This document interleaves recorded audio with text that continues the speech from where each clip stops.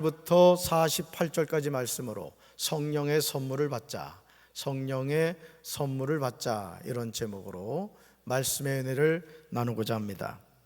사도행전 10장에 나오는 고넬료는 상식으로는 이해되지 않는 인물입니다. 고넬료는 가이사라에 살고 있었는데 이탈리아 부대라는 로마 군대의 백부장이었습니다. 우리는 고넬료에 관한 소개를 통하여 그가 이방인이었음을 알게 됩니다. 그런데 사도행전 10장 2절에서 고넬료의 소개는 너무 충격적인 것을 보게 됩니다. 말씀 같이 읽습니다. 고넬료는 경건한 사람이었습니다. 그와 그의 집에 사는 모든 사람이 하나님을 공경하고 경외하였습니다. 그는 가난한 사람들에게 아낌없이 돈을 주었고 늘 하나님께 기도했습니다. 아멘. 사랑하는 성도 여러분, 고넬료의 삶이 너무 놀랍지 않습니까? 고넬료는 특권의식을 가지고 살았던 유대인들이 죄인으로 여겨 부정한 그들과 교제를 금하고 무시하는 이방인이었습니다. 그러나 이방인 고넬료의 삶은 달랐습니다. 고넬료의 삶에서 우리가 주목해야 하는 점은 그는 경건한 사람이었다는 사실입니다. 고넬료는 개인의 경건에 충실했습니다. 그런데 이런 개인의 경건이 가정의 경건으로 이어지는 것을 보게 됩니다. 이것이 고넬료의 강점입니다. 사실 신앙생활하면서 개인 경건은 좋은데 가정으로 잘 이어지지 못하는 경우가 많아요. 어머니는 기도를 많이 하시고 늘 성령 충만한 삶을 사는데 자식들은 하나님을 모르는 거예요. 그러니까 여러분, 오늘 우리가 신앙생활하면서 고민이 뭐냐면 어떻게 하면 내가 믿는 하나님, 내가 가지고 있는 이 경건이 우리 가족에게로 전해지되 특별히 사랑하는 자녀들에게 전해질 수 있을까, 이거거든요. 제가 몇 번 말씀을 드렸습니다마는 제가 어린 시절 지금도 잊혀지지 않는 것이 뭐냐면 아버지가 이제 신앙생활을 하시면서 가정예배를 드렸어요. 가정예배를.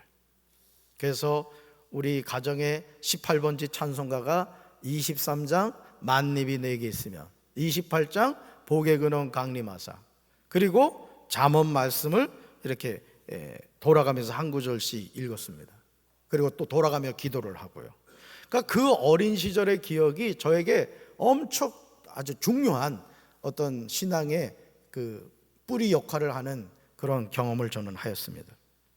고넬료 자신이 경건한 삶을 살았고 그 경건한 삶이 그의 집에 사는 모든 사람에게로 이어졌습니다. 그리하여 하나님을 공경하고 경외하였습니다. 얼마나 놀랍습니까? 고넬료는 하나님의 택함을 받은 유대인이 아닙니다. 그런데도 이런 구별된 삶을 살았습니다. 이런 고넬료의 삶은 하나님을 공경하고 경외하는 것으로 끝나지 않았어요. 가난한 사람들에게 아낌없이 돈을 주었습니다.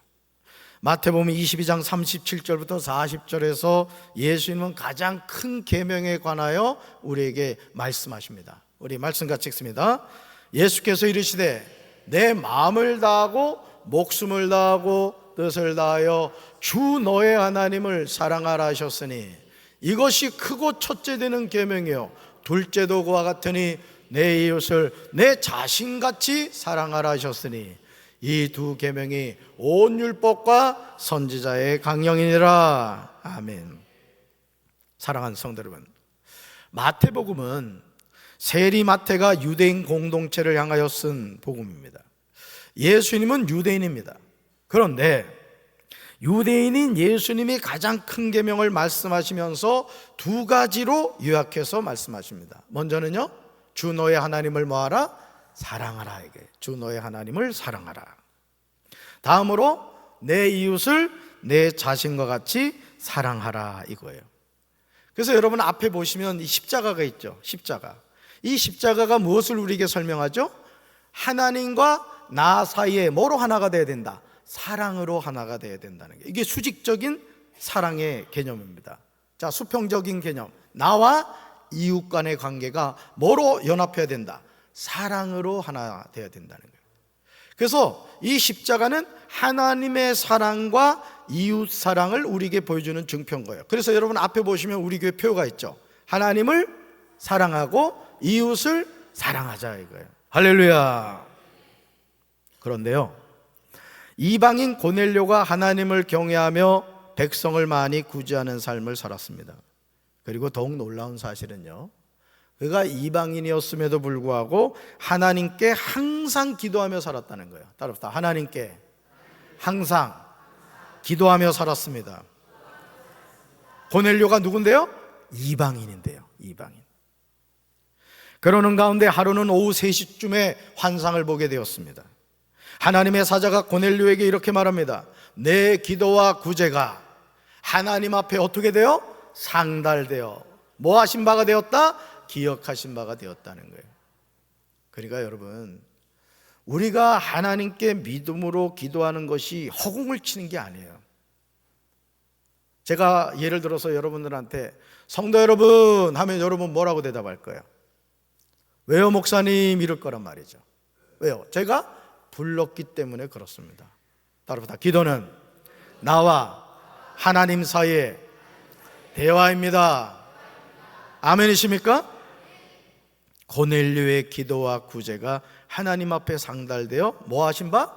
기억하신 바가 되었다는 거예요. 그러면서 하나님의 사자는 고넬료에게 지금 사람을 요빠에 보내어 베드로라는 시몬을 청하라고 합니다. 고넬료는 집안 하인 둘과 부하 가운데 경건한 사람 하나를 불러 자신에게 있었던 일을 다 이야기하고 요빠로 보냅니다. 이러는 가운데 베드로는 같은 시간에 3번에 걸쳐서 환상을 보게 됩니다. 베드로가 환상에 대하여 생각할 때 성령께서 베드로에게 두 사람이 너를 찾으니 일어나 내려가 의심하지 말고 함께 가라고 하십니다. 내가 그들을 보내었다고 말씀하십니다. 베드로는 말씀을 순종하여 가이사랴로 내려가서 고넬료가 보낸 사람들을 만납니다. 그들은 고넬료가 어떤 사람인가에 대해서 베드로에게 소개합니다. 고넬료의 집에 도착한 베드로는 입을 열어 말씀을 전합니다. 그러면서 사도행전 10장 34절과 35절에서 놀라운 고백을 합니다. 베드로가 그동안 가지고 있었던 유대인들을 향한 하나님의 구원이라는 좁은 관점이 이제 넓게 확장이 되는 거예요. 그러니까 베드로는 이제까지 구원은 오직 누구한테만 주어진다, 유대인에게만 주어진다고 생각했던 거예요. 그래서 선민 사상에 베드로는 벗어나질 못했던 거예요. 그런데 오늘 고넬료의 집을 찾아가서 이 좁은 구원관이 넓어지는 것을 보게 돼요. 말씀 같이 읽습니다. 베드로가 입을 열어 말하되 내가 참으로 하나님은 사람의 외모를 보지 아니하시고 각 나라 중 하나님을 경외하며 의를 행하는 사람을 다 받으시는 줄을 깨달았도다. 아멘.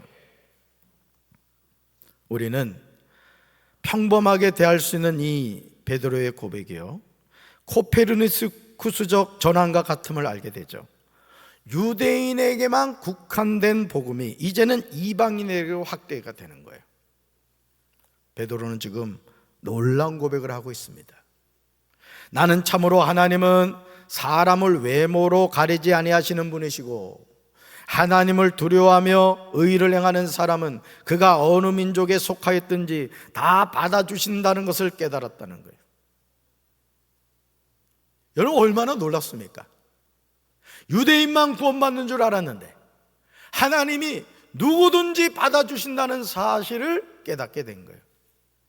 저는 우리 사랑하는 성도 여러분도 이 좁은 구원의 관점에서 넓은 관점으로 변화되게 되길 주님의 이름으로 축원합니다.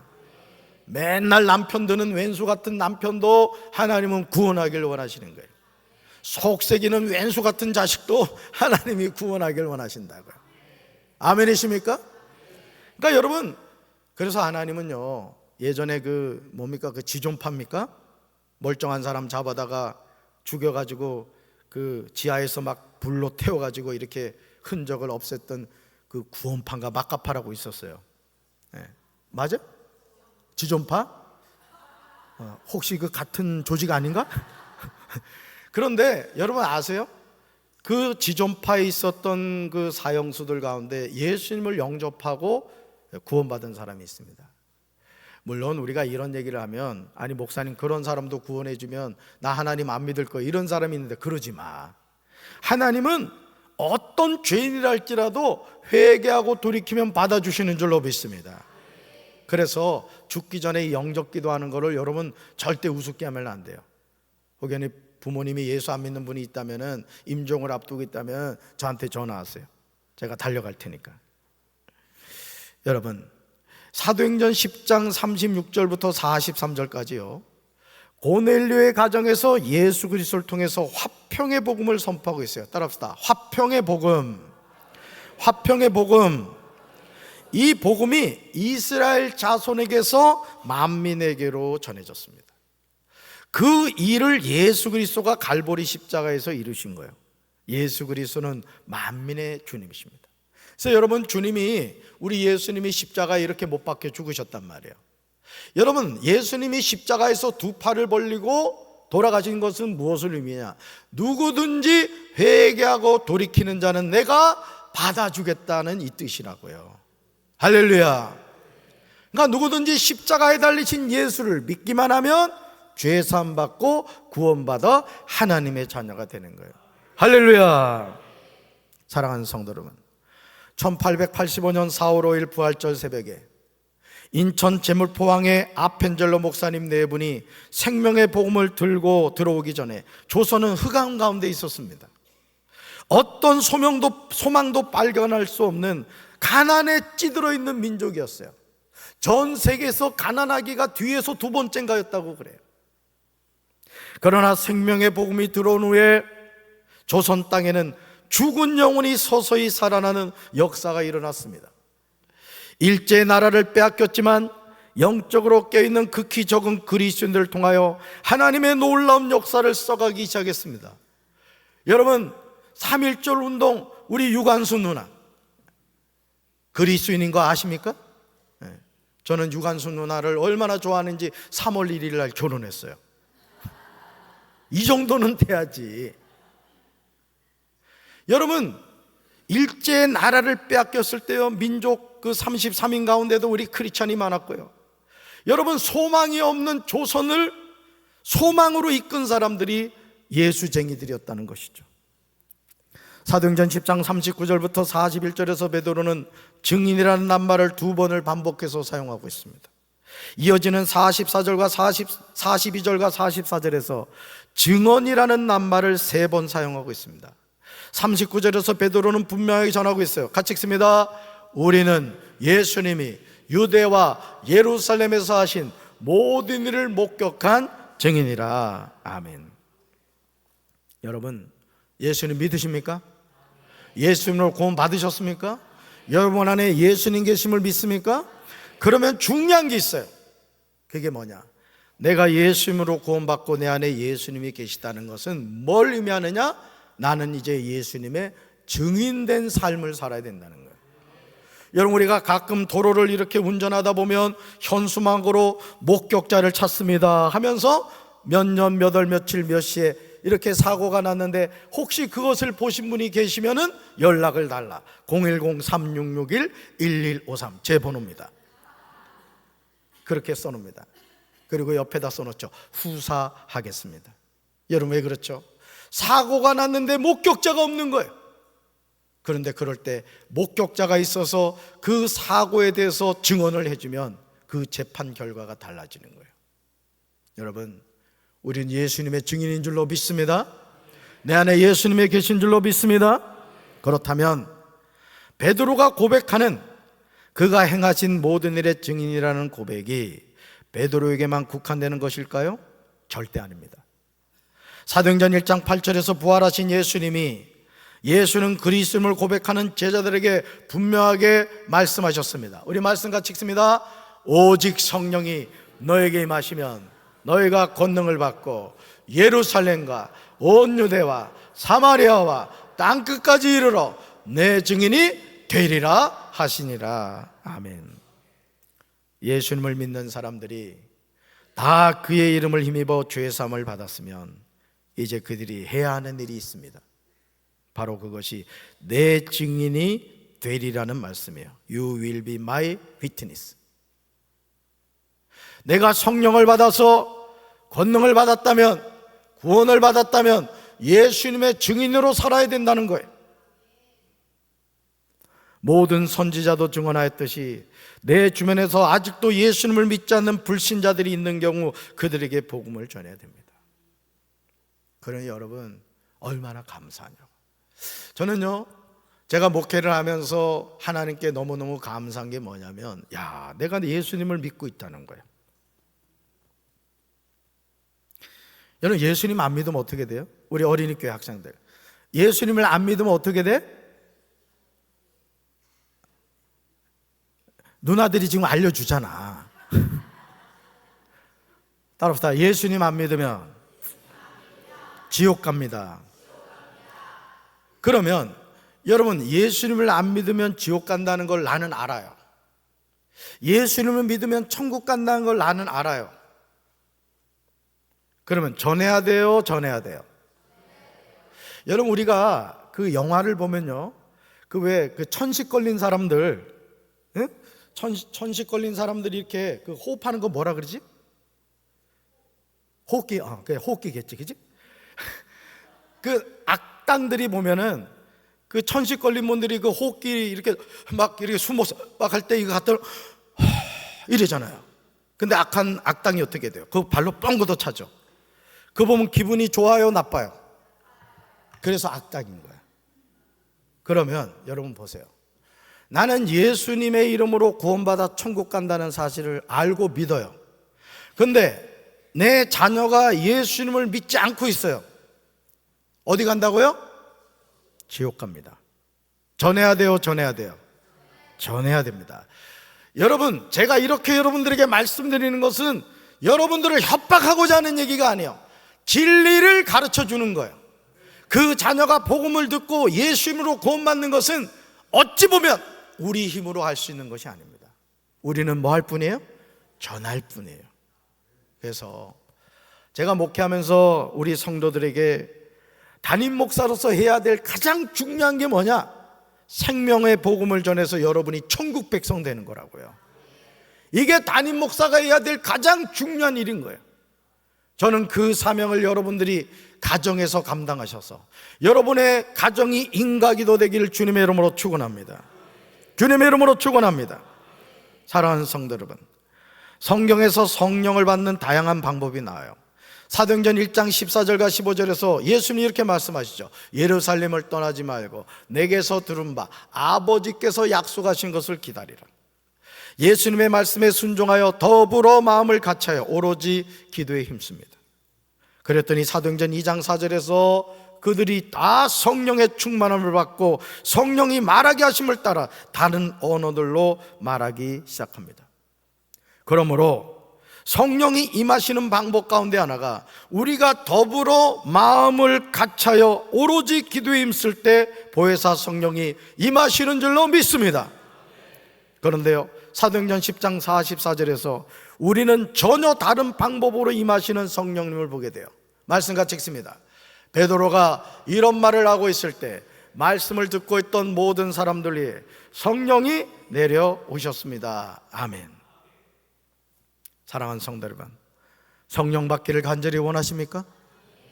그렇다면 오로지 기도에 힘쓰시기 바라요. 그러면 좋으신 하나님이 성령님을 보내주십니다. 다음으로 하나님의 말씀을 듣고 있는 가운데도 성령님이 우리에게 임하시는 거예요. 기도하는 가운데 성령이 임하시고 말씀을 듣는 가운데도 성령이 임하신다는 거예요. 저는 이 시간 보혜사 성령님이 이곳에 모여 예배를 드리며 말씀을 전하고 듣는 저와 여러분에게 임하게 되기를 주님의 이름으로 축원합니다. 우리가 믿음으로 기도할 때 누가 임하시고? 성령이 임하시고, 우리가 말씀을 들을 때 성령님이 임하시는 거예요. 할렐루야.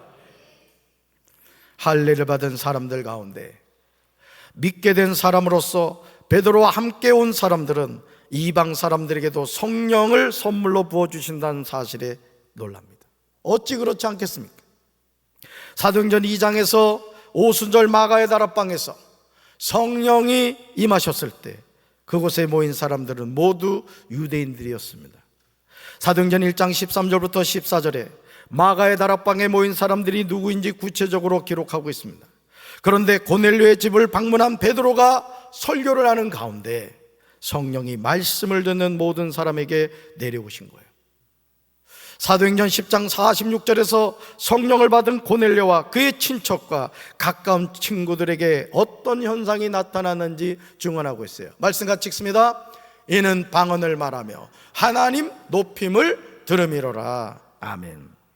사랑하는 성도들, 사도행전 10장 2절과 22절에서 우리는 고넬료와 그의 온 자손이 더불어 하나님을 경외하며 유대 온 족속이 칭찬하는 사람이었음을 알게 됩니다.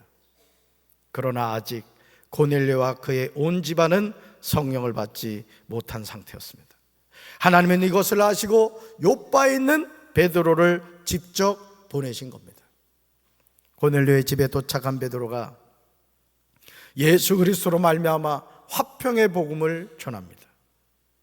그럴 때 성령의 말씀을 듣는 모든 사람 가운데 내려오셨습니다. 그러자 이방 사람들이 방언으로 말하였습니다. 이방인들이 하나님을 높이 찬양하였습니다. 여러분 잘 들으셔야 돼요. 교회를 다닌다고 해서, 신앙생활을 한다고 해서 모두가 성령을 받은 것은 아니에요. 고넬료가 경건한 사람이었고 항상 기도하는 사람이었고 하나님을 경외하는 사람이었지만 뭘 받지 못했다? 성령을 받지 못했다는 거예요. 우리는요, 성령을 받기 위해서 더불어 마음을 같이하여 오로지 기도에 임해할 줄로 믿습니다. 그러므로 새벽 기도와 금요 성령 기도에 나오시기 바래요. 나는 우리 어린이교회 학생들도 금요 성령 기도회가, 얘들아 금요일마다 9시에 했거든? 여기서 했어요. 여기서. 혹여나 바빠가지고 밥 먹을 시간이 없으면 목사님이 컵라면 사줄게. 김밥도 줄 수 있어. 저는요, 우리 집에 혜원이가 지금 예배를 드리고 있습니다만 우리 아이들도 성령 받아야 돼요. 성령은 어느 소수의 사람의 전유물이 아니에요. 그래서 제가 우리 교육자들한테 하는 말이 뭐냐면, 유치부의 아이들도 방언을 받아야 되고 성령을 받아야 되는 거예요. 어린이교회, 청소년교회, 청년교회도 마찬가지예요. 여러분, 신앙생활은 제정신으로 하는 것이 아닙니다. 제정신으로 하기 때문에 시험 들고, 제정신으로 하기 때문에 계산하고, 제정신으로 하기 때문에 시험 드는 거예요. 신앙생활은 성령 받아서 충만해서 하는 거예요. 충만해서. 할렐루야. 그래서 저는요, 하나님께 기도합니다. 우리 교회가 새벽 기도에 100명의 기도 용사가 세워지길 원해요.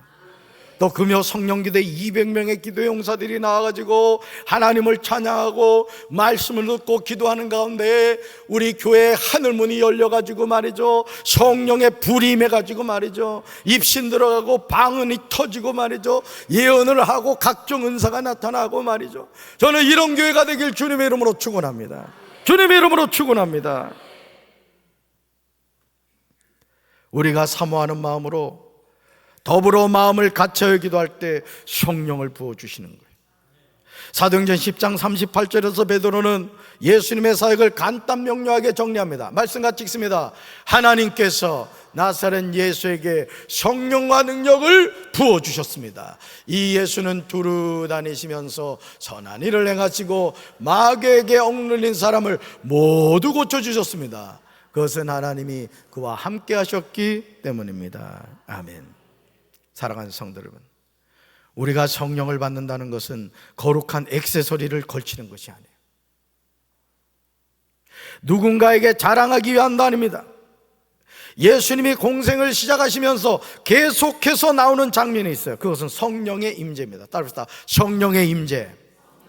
성령의 임재. 마태복음 3장 16절에서 예수님이 세례 요한에게 세례를 받으시고 곧 물에서 올라오실 때 하늘이 열리고 하나님의 성령이 비둘기같이 내려 자기 위에 임하심을 보셨습니다. 사도행전 10장 38절에서 베드로가 전하는 메시지도 같은 맥락입니다. 따릅시다. 예수님은 성령과 능력으로 사역하셨습니다. 여러분, 주무시기 전에 여러분이 꼭 하는 루틴이 있습니다. 여러분 얘기 안 해도 저는 알아요. 스마트폰 충전기를 꽂습니다. 왜요? 그래야 다음날 쓰기 때문에. 여러분 스마트폰도 충전해야 씁니다. 하물며 하나님의 자녀가 성령 충만하지 않고 이 시험 많고 유혹 많은 이 세상에서 어떻게 살아가겠습니까? 여러분 앞으로 스마트폰을 충전기에 꼽을 때마다 따라붙어 주여 나도 성령 충만케 하옵소서.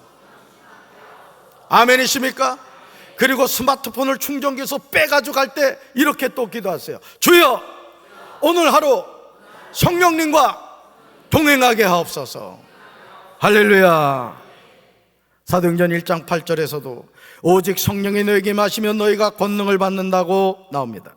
그러므로 예수님은 사도와 함께 모였을 때 예루살렘을 떠나지 말고 아버지께서 약속하신 것을 기다리라고 하십니다. 여기서 기다림이 중요한 거예요. 그러시면서 이렇게 약속하시죠. 같이 읽습니다. 너희는 여러 날이 되지 않아서 성령으로 세례를 받을 것이라. 아멘. 왜 하나님의 사명으로 부름을 받은 사명자가 성령을 받아야 됩니까? 그 이유는 오직 성령이 우리에게 임하시면 우리가 권능을 받기 때문에 그렇습니다. 하나님이 주시는 권능을 받지 않고서는 사명을 감당할 수가 없는 거예요. 하나님이 나사렛 예수에게 성령과 능력으로 기름 부어주신 이유도 여기에 있습니다. 예수님이 두루 다니시며 선한 일을 행하실 수 있었던 이유도, 마귀에게 눌린 모든 사람을 고치신 이유도 성령과 능력으로 기름 부으심을 받았기 때문이요. 이 은혜가 여러분에게 함께하기를 주님의 이름으로 축원합니다. 베드로가 고넬료의 가정에서 말씀을 전하자 고넬료와 온 가족과 친척과 가까운 친구들에게 하나님이 성령을 부어주셨어요. 저는 우리 사랑하는 성도들이 기도할 때마다, 예배 드릴 때마다 성령의 기름 부으심이 임하게 되기를 주님의 이름으로 축원합니다. 그들이 방언을 말하며 하나님을 높입니다. 그러자 베드로가 말합니다. 같이 읽습니다. 이 사람들도 우리와 마찬가지로 성령을 받았으니 이들에게 물로 세례를 주는 일을 누가 막을 수 있겠습니까? 아멘. 베드로는 그들에게 예수 그리스도 이름으로 세례를 받으라고 명하였습니다. 그들은 베드로에게 자기들과 함께 며칠 더 머물러 가라고 부탁했습니다. 우리는 여기서 고넬료의 가정에 모인 사람들이 성령으로 세례를 받은 후에 물로 세례를 받았음을 보게 됩니다. 무엇이 우선인지 이 순서는 중요하지 않아요. 물로 세례를 받은 후에 성령으로 세례를 받는 사람이 있는가 하면 성령으로 세례를 받은 후에 물로 세례를 받는 사람이 있어요. 국을 먼저 떠먹고 밥을 먹는 사람이 있고, 밥을 먼저 떠먹고 국을 먹는 사람이 있어요. 어차피 들어가면 다 섞이는 거예요. 그래서 저는 개인적으로 비빔밥을 참 좋아하는데 우리 아내가 늘 저한테 하는 말, 담임 목사가 품위 있게 먹어야 된다고. 그럼 전 그러죠. 여보, 어차피 먹으면 들어가서 다 섞여. 이렇게 했죠. 갈라디아서 5장 25절에서 사도 바울은 우리 하나님의 자녀에게 이렇게 강조해요. 같이 읽습니다. 우리가 성령으로 삶을 얻었으니 우리는 성령이 인도해 주심을 따라 살아갑시다. 한 번 더요. 우리가 성령으로 삶을 얻었으니 우리는 성령이 인도해 주심을 따라 살아갑시다. 아멘. 하나님을 믿지 않는 사람은요, 그의 영이 죽어 있습니다. 잘 들으세요. 하나님을 믿지 않는 사람은 그의 영이 죽어 있습니다. 육체는 살아있게 보이죠. 물론 살아있습니다. 그러나 그 영은 죽어 있어요. 그러므로 육체가 살아있다고 해서 그 사람이 살아있는 것이 아닙니다. 우리가 예수님을 영접하고 믿음으로 우리의 영이 다시 살아나게 되는 거예요. 우리는 새 생명을 얻게 되는 거예요. 왜요? 성령이 우리에게 임하시기 때문에. 예수님을 영접하고 그 이름을 믿는 자는 하나님의 자녀가 되기 때문에 그런 거예요. 그러므로 우리가 하나님의 자녀로 산다는 것은 바울이 고백하듯이 성령으로 삶을 얻게 된 겁니다. 이제 우리는 성령님이 인도해 주심을 따라 살아야 할 줄로 믿습니다.